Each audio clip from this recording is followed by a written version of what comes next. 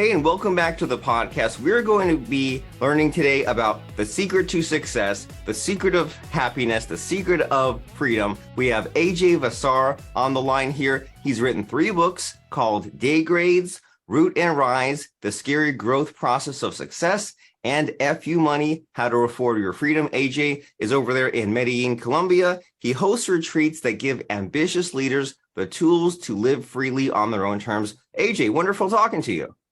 Good talking to you too, Robert. Thanks for having me. Happy to have you. And it's always great to talk, mindset and optimism and positivity and success and all that. But I never really know where to start, where to stop. It's always like a moving target. So what is your focus in that area lately? Where do you think we need to pay attention, and what's your passion? My passion is actually, which is probably going to be a little strange and different from most people. My passion is problems. I think problems are the key to happiness, success, profits, all of that. And I think that too often now that we shy away from problems. We try to get rid of all of our problems. But what I've noticed in my life is that the better life I have, the better problems I have. So I'm never going to get rid of all my problems. So that was one thing that I think growing up and listening to gurus, and you think one day you're going to get to the point to where you just no longer have problems, and that's never the case. You just have different and better problems. And I like how you said better problems, because sometimes you think, well, will my problems be bigger, but they'll be better instead. And you sometimes think, I think just yesterday I used the phrase with my wife, like such and such, that's a good problem to have. And I can't even remember what the situation was, but she was like, well, what if this happens and this happens and this happens, and in 2 years it's this situation? And I said, that would be a great problem to have. And actually, I know what it is. It was, we were talking about, we're getting a second smart speaker for the house. And my wife said, well, what if our son, who's not really talking yet, what if he says commands and does funny things with the voice speaker? And I said, a good problem to have, right? He'll be speaking, and that's a better problem to be dealing with in the future. So that's kind of what I take away from that. And I was even thinking, just before hopping on the call with you, that there's so many times when, especially like teenage years, when I would just give up or I would avoid these problems. And lately I've been more of the kind of that optimistic mindset and saying, well, if I haven't figured out this, or I don't feel good, or I don't feel motivated about that, then what would it take to solve that little micro problem and kind of get there? And so, enough about me. What kind of problems have you been dealing with and are dealing with? What are your better problems these days? So I think, like most people that don't come from money, your first problem is money, right? So that was my first problem, figuring out how to understand money, how to understand how to make money, what money means to me, the values that I place behind it, how to get more, how not to owe so much in taxes. It was just a lot of those problems. And I would always get to the point to where it was like, oh, I can't wait till I don't have money problems. And I used to always be like, I'm never getting there. And I just felt like I was fighting a losing battle until I realized that, you just want better money problems, right? You want to owe an accountant $5,000, or, you want to owe a tax accountant this much money, or owe this much in taxes. And for me, that was the number one thing. And then just the mental aspect of it, of realizing that, problems are good.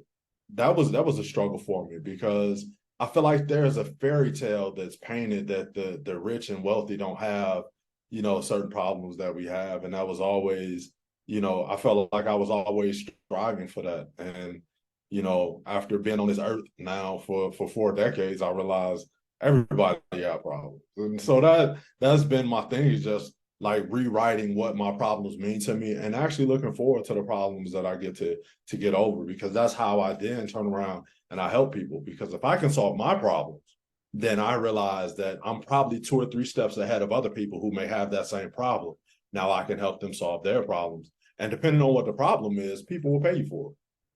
I like that a lot. So you're saying, you said look forward to your problems. You said rewrite your problems and then pay it forward and then use what you've learned by being a few steps ahead to solve those problems for others. And so I checked out your Instagram a few minutes ago and I like how you kind of reframe the like kind of the typical way people think about things. I saw you had a like an Instagram reel that was something like some lady said, well, I wish I made more money. And you said, well, only the IR or only the Treasury makes money. What you need to do is get in front of a problem and then kind of trade your skills, your expertise for that money. And it's a kind of a different sort of mindset. And it got me to thinking sort of like what you're saying here is that, money is, I mean, it's fake. It's a bunch of numbers, but it's also a beast. And it's this weird kind of emotion, got all this emotional baggage. And it seems like the people that kind of have the best attitude towards it understand things like cash flow, right? Understand that it's like, well, it's not a matter of like wishing you had a pile of it and you could just hang on to it. It's like you need to have it coming in and going out and be in that sort of situation where, say you have that accountant bill or that tax bill. Well, don't worry that you're paying $5,000 for it, but be spending, 10% of or 1% of your savings on your taxes, not 100%. It's like having a better attitude, not just wishing that you had a kind of a multiple of your current situation. And so you say that you solved your problems and you help people. So do you have any fun stories to share with us about some of these kind of helpful actions you've taken? So I think for me, one of my biggest problems was getting out of homelessness. That was probably one of my biggest. And I love my mentor, Sam Shepard. He's the one that he was making $140,000 a month at the time. And when I told him I was about to be homeless, I was going to go stay with my mom until I got back on my feet, he said, "No, you're not." He said, "You're going to learn more from your car than you ever will running to your mom. And I have a safe parking lot you can sleep in." And so I was shocked because I thought he was about to give me some money. But he's the one that kind of got me on this path of learning how to solve my problems. So the first problem is, like I said, I used to think, oh, I need to make money. And once I realized that, like, no, there's only one place in the US that makes money. Everybody else just exchanges money. So then I started to think, okay, how can I get people to exchange their money to me? So if they're going to exchange it, then I need to have something that's worth exchanging for. So then it was just about building my skills and just realizing, okay, I can do this. And the reason why that's so critical for me is because that's how I kind of ended up in Medellin. I moved down here. I didn't know anybody in Medellin. I had never visited Medellin, Colombia before. I just got up and moved. I said I wanted something new, and I was like, hey, let's go check it out. And I did that because I knew I could solve problems. I knew I could solve my problems. I could solve other people's. And coming from my car, that was my boogeyman. I was like, yo, if I can do this, what else can I do? And I think that's one of the, like, so when you talk about cool stories, it's almost like you don't even realize that the things that you're doing in your past are actually equipping you for better stories in the future because they're giving you the skills and the confidence to know that you can get through it. It just doesn't feel like that in the present, right? When you're in that situation, when you're At in the all. present moment, when you have the fear and you're hungry or you're cold in the car or whatever it is, and you're miserable, then it's hard to think about the future after you've come out of it and you've been strengthened by those life lessons and the struggle and those resilience. And so that's cool. You're kind of at the point now in the kind of that mind state where you can take the leap and you can embrace uncertainty and go into these new adventures. And so what was the path to getting out of homelessness? How did you kind of build up what you built? So at the time I was selling mobile apps and like mobile marketing services. And I just started selling, man. I started talking to people and getting rejected. And I realized the more I got rejected, the more money I made. So it was like, all right, cool. I need to get rejected faster. So and it was just like, all right, cool. How many people can I talk to? How many people can I get to tell me no? So then instead of setting yes goals, you start to set no goals. So, I'm gonna go for 10 no's today, or I'm gonna go for 20 no's today.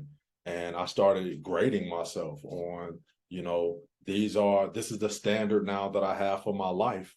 And so the book Day Grades actually comes from that. This is the standard that I've set. Did I hit these marks or not in my day? Yes or no? And then at the end of a month, I can look back and I can say, okay, my life, I can tell my life is going to get better because I graded out at an A, or my life is going to stay the same because I graded out at a C, or it's going to suck because I didn't do anything. So, but then it stops being subjective. I no longer have to wonder. I can just look at the data and say, look, you've been doing what you needed to do. Everything's going to work out, or you need to pick it up because you're slacking. I like that, how the data is a useful tool to kind of take a little bit of the emotion out of it and to tell you where you're at, because like emotions, sure, they have their uses and their tools, but they're very unreliable, right? Emotion is not a very good kind of measurement.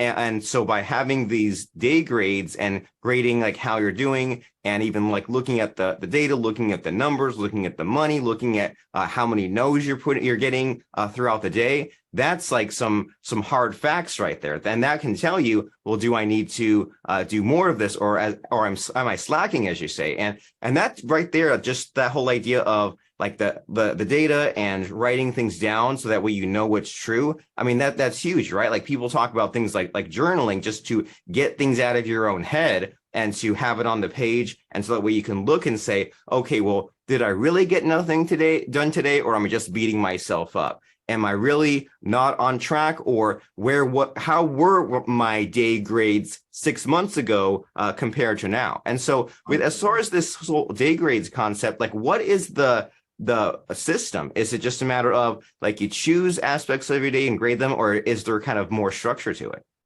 So there's, all of us know things that we should do, and you kind of start there. So it's what should I be doing?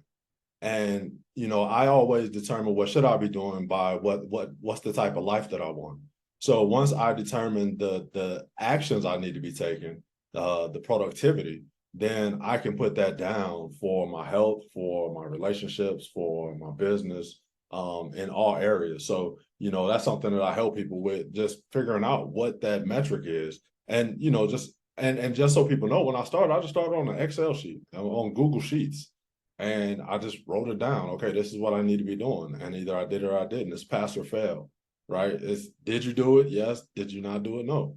All right, cool. Right. But then I don't have to worry about it, because what I started noticing is that some days, going back to your emotions comment, some days, man, even in my car, I would feel like I had a great day. I just felt good. Oh man, I just felt amazing. I ain't accomplished nothing that day. I just felt good, right?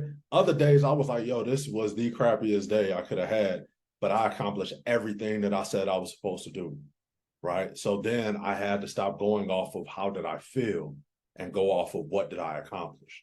And that's why the day grades really started working for me, because they judge my accomplishments, not my feelings. And it makes me think that it's like, I'd like to have both, right? If you think about, okay, if you don't have if you kind of just have the chaos and you don't have a system, then like you said, some days you'll be productive and some days you'll be happy. But then my thinking there is, so let's say that you want to have both. You have a day where you kind of don't feel good, bad feelings, but good productivity. Then you can look at how productive you were and then kind of work on feel better and like solve that problem. So then you can have your cake and eat it too, right? You can have both, be productive and be happy. That's amazing. Yeah. It definitely makes you feel better when you look and you say, oh, wow, this wasn't a bad day. Okay, okay. My life doesn't suck as much as I thought it did. All right, we're on the right track. So yeah, it does. It's that way that you kind of psychologically play with yourself to move yourself out of those feelings, because emotions are ebb and flows, right? I mean, it may be something I ate that has me feeling bad, but then when I look, I can get that different feeling of it, of my productivity.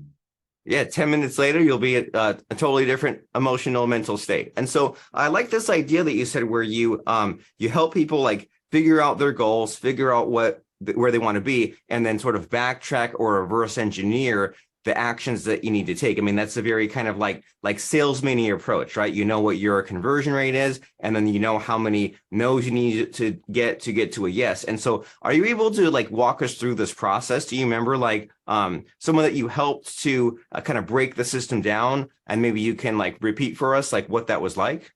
Yeah, so let's take. I like using $100,000 because that's a easy number, because that's where I start my clients, and that's how I actually help them like go from to, I call it your freedom number. And everybody's just 100,000, but I had a client, Santana, and what I did with her was we just, like you said, we reverse engineered. We walked it back. Okay, cool. What number do you want to make? Right. Let's just start talking to people. How many people, how many no's can you get before you get a yes? Right. So then that becomes the game. Hey, let's just see how many no's we get before we get a yes. Right. Because then it's like, oh, I bet you can't hit 100 no's. Right. So then she's like, okay, let me go after 100 no's. Right. And cool. Oh, you know what? The 23rd person said yes. Oh, okay, cool. So now we know we need at least 22 no's before we get to our first yes, right? And then it's like, well, if so now we know the yes. How much was the yes? So let's say the yes was $5,000, right? Because then I'll be getting my clients mixed up. I think that was hers. But it was like, if that's $5,000, okay, you need 20 more of those, right? So you need 20 more 5,000. All right, so now we're just gonna take 22 and multiply it by 5. Yeah, So just then repeat the process. let's run and do that. Let's just do it over and over and over again. And what you'll start finding out is that you get better and better, because what I tell people is you can listen to no, N-O, or you can listen to K-N-O-W. So I don't mind when people tell me no, because I'm listening to K-N-O-W. Why did you say no? Was it something that I did, or was it something about my product, right? Is it something that's fixable? And a lot of times I'll ask them like, hey, I don't, I'm not trying to get you to tell me so I can sell you, but I don't want to miss out to sell on the other person. And then they help me out and they help me figure that out. So now I'm in a better position to then move the conversation forward with the next person. So now I can get it from 22 to 20 and from 20 to 18. And we want to see if we can keep pushing that number down. And then it just becomes a gamified. Yep, gamification. Right. Yeah, you make it fun and figure out what's the high score, what's the kind of the KPI I'm trying to improve, knowing that you'll never get it to 100%, right? You'll never get it to like 0 no's and always yeses, but it might be a matter of, like you said, bring it down to like 20 or 18 no's, or it might be a matter of changing the offer, changing the way you talk about it, going off and changing the type of person you're speaking to. Like you might be kicking yourself, beating yourself up and saying, man, I get like way too many no's, and it's like, well, you're talking to the wrong crowd. So it's like you start somewhere, you take a stab at it, and then you figure out where you're at, figure out what your measurements are, and then you look to just make those slight incremental improvements, and whatever, however you get there through like repetition, or just like pouring more gasoline on the fire, doing more of it, or like tweaking it up and thinking outside the box, and just kind of slowly inch your way towards success. Yeah, 100%. And so you sold these mobile apps, you help people, and what is there anything else noteworthy worth mentioning as far as the trajectory of your life and your business these last few years?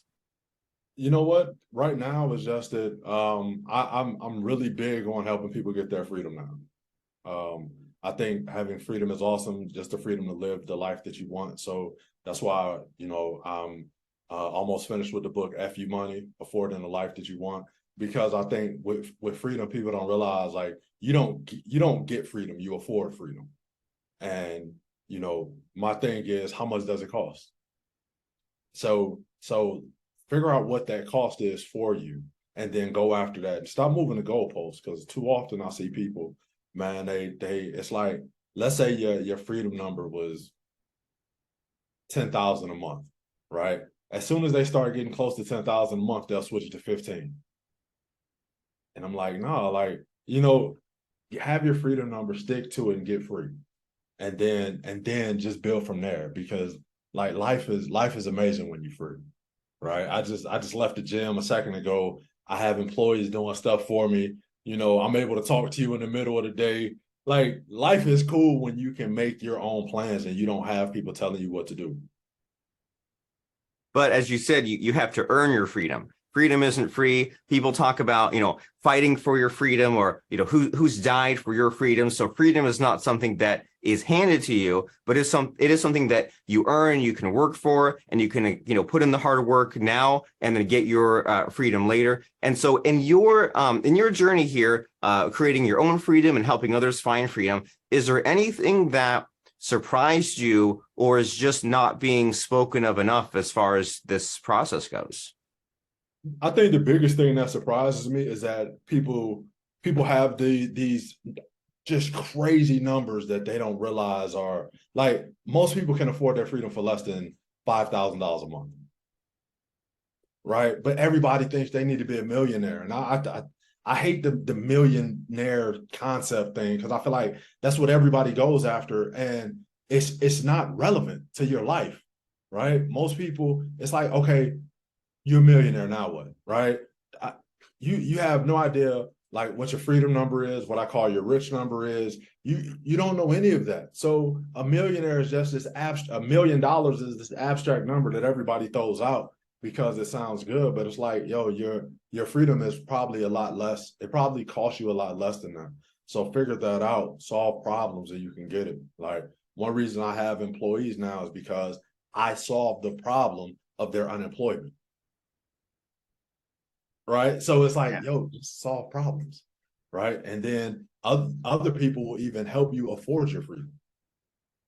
You make it sound so simple, and it can be simple as long as we have the right mindset for that. And I wonder if some of these people set the super high goal because they're not serious about it, right? And they set the goal like $1 million, and that way they know that they'll never get there. But if they set it something doable, realistic, practical at 100 grand, they could pay off their debt, pay all the bills, pay off their house, have whatever lifestyle they want, whatever vacation they want. That's a more kind of strategic step-by-step plan than just a pie in the sky, and they make it so high because it's like self-sabotage in disguise, I wonder. Yeah, you hit it. You hit it on the head. That is exactly what it is. As long as I make it this massive goal, I can always make it a wish instead of a plan, right? And that's what it is. They're trying to protect themselves from thinking, well, what if I don't hit it? Well, what if you do, right? So let's make it realistic. It's almost like, I have a friend named Ron who always talks about how the construction workers that catcall, women, they do it because they don't want to be rejected. So this is a way I can act like I was really trying to get at her, but I really wasn't. Because, a nice woman isn't going to respond to a cat call, right? So you want to talk to her, but to save your feelings, you do all of this nonsense that is not going to attract her. So when she rejects you, you can make it seem like, oh, I knew she wasn't, and that's not the case. It's just that you're trying to protect yourself. And we do that the same way, just like you said. We try to protect ourselves by setting these just things that we know in our lifetime we may never see, but it doesn't take that to live in paradise and to live free. And I'm a living testament of that. And I've been here 5 years. So, I was here before the pandemic. So this wasn't right. Because I know a lot of people started moving out when they were getting PPP loans and all of that. I was doing this two years before the pandemic. Well, nice. So what's next for you? You know what? I'm figuring it out. I'm looking for more problems, man. I'm looking for more problems. I am consciously looking for more problems now to solve.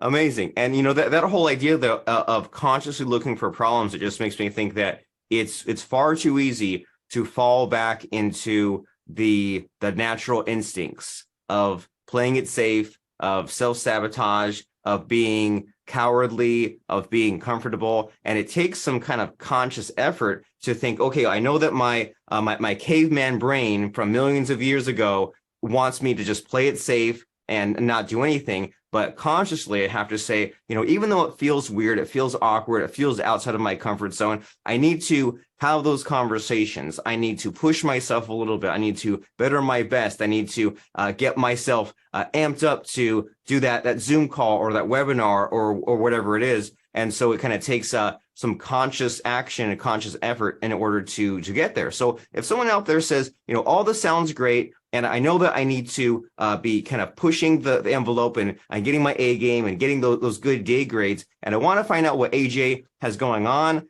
He has his books, the FU Money book coming out soon. You have those retreats. So what's the next step? How can someone find you and contact you? They can follow me on social media. All my social media handles are AJ Vassar, AJ V as in Victor, ASSAR. I actually have some software coming out that's going to allow people to put their day grades in, and then we're going to actually almost be like a life accounting system. So we can, I realize every successful business has a successful accounting department. So I think every successful life should also have a successful accounting department that helps you know your standards, raise your standards, and then actually get the life that you want, because you can account for your life.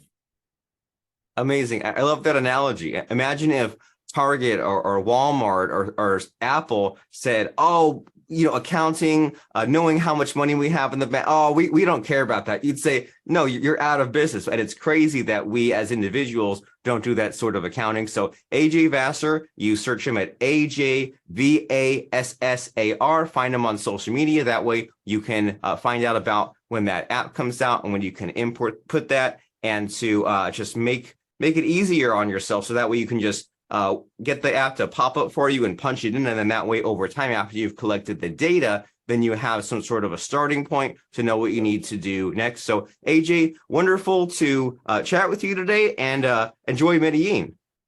Thank you, sir. I appreciate it. Appreciate you too. Thank you very much.